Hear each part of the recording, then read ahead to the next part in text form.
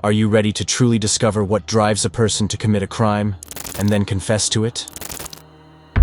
In this episode of True Crime, the truth emerged only through the confessions of the murderers, demonstrating how dark the human mind can be. Do you know what happened to Adriana tonight?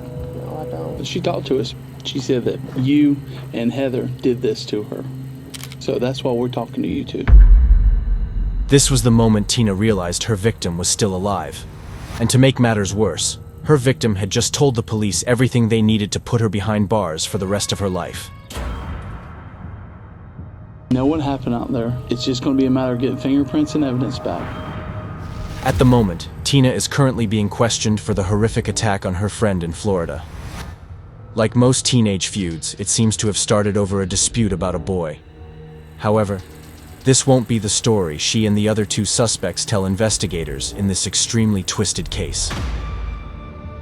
In the conversation, the investigator addresses Tina, seeking information about the incident. He expresses all his concern for something that happened that evening and asks Tina to explain her version of the events. Tina denies having any knowledge of the incident, stating that Heather mentioned something about Adriana being badly beaten, but she knows nothing about it. The detective notices a scratch on Tina's body, which she justifies by saying it was caused by her puppy. However, the detective simply can't believe her. 19-year-old Adriana had gone to a neighbor's house to patch things up after an argument, but what started as a fight quickly turned into something much worse. So where were you tonight? At Heather's. At Heather's house? Heather said she was going to cook, so I went down there and she was cooking fish and french fries, and then we just started watching movies. You were there all night until the cops came up there? Mm-hmm. What time did you go over there? Probably just started getting dark. Tina's daughter, Brittany, was also at Heather's at that time. But the problem was, along with Tina, the three main suspects in the case were there too. The detective already knows there's a bad relationship between Tina and Adriana, and they've spent time discussing their friendship. Tina recounts spending time with Adriana at her own home, watching movies, and trying to set up the computer for iTunes. She talks about the ongoing issues between them, particularly Adriana's belief that they got her boyfriend arrested.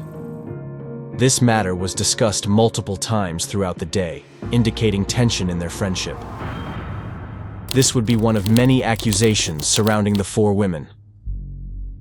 Tina's daughter, Brittany, also claims Adriana slept with her boyfriend.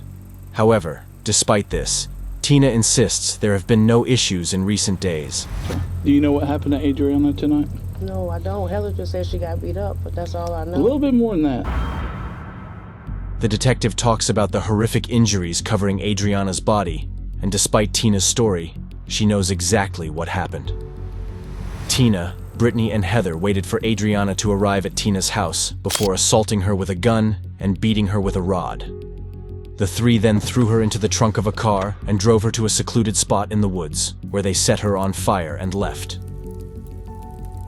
They clearly expected her to die, but not only did Adriana survive this horrific attack, she managed to crawl to a nearby house and get help. She did so with burns covering over 60% of her body. None of the suspects, including Tina, knew she had survived until the detective dropped this bomb. We're not sure if she's going to make it or not. She said that you and Heather did this to her. So that's why we're talking to you two. Now Tina is showing signs of guilt, slumping with her head down and avoiding eye contact, indicating she's either very embarrassed, remorseful, or at least sorry to have been caught. Whatever the case, she certainly seems uncomfortable, but as the detective points out, it's definitely not for the right reasons. You seem kind of lackadaisical about this. I'm telling you that this woman is probably going to die and has named you as the person that's harmed her. It doesn't sit easy with me that you're just so nonchalant about this. Again, Tina shows her guilt, this time by touching her lips, which is often a clear sign that someone is lying or trying to cover up that fact by covering their mouth. The reason we're here. Basically, what she told the fireman was that you two came and grabbed her, pulled her out of that house, beat her, and harmed her. And nobody out there, the kids or nobody, saw none of this. Nobody saw it. I didn't do anything to her. Okay. Promise to God. And you were home all night. I was at Heather's house. The story between Heather and Darren is already shaky. And your story is a third version of what they've told us so far. This is life-changing, and somebody's life may end over this. We're getting told that she's in pretty critical condition at this point and not likely to make it. When Adriana was found, she told her rescuers that Tina didn't expect her to make it through the woods, let alone reach a safe place. Despite her brave fight, Adriana died from her injuries 16 days after being rescued. Tina, Heather, and Brittany were all convicted of murder, but Tina is considered the mastermind behind the operation. If Adriana hadn't made it that day, these three killers might have escaped justice. But now, Tina is awaiting her execution.